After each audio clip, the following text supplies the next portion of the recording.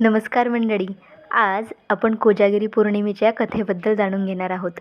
आज शरद पौर्णिमा म्हणजेच कोजागिरी पौर्णिमा. आकाशात पूर्ण चंद्र झळकतो आणि चांदण्यात न्हाऊन निघते धरती. असं म्हणतात की या रात्री महालक्ष्मी देवी पृथ्वीवर अवतरते आणि प्रत्येक घराच्या छपरावर उभी राहून विचारते, को जागरती, म्हणजेच कोण जागा आहे. ज्यांचं घर जागं असतं, भक्तिभावाने सजलेलं असतं, तेथे देवी प्रसन्न होते आणि त्या घरात सुखसमृद्धी नांदते.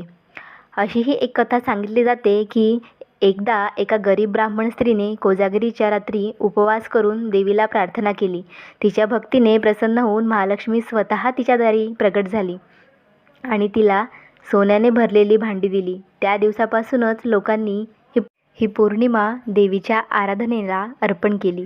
या दिवशी चंद्राच्या किरणांमध्ये अमृततुल्य गुण असतात असं मानलं जातं. म्हणूनच लोक रात्रीच्या चांदण्यात दूध ठेवतात आणि नंतर ते पितात, आरोग्य, सौभाग्य आणि आनंदासाठी.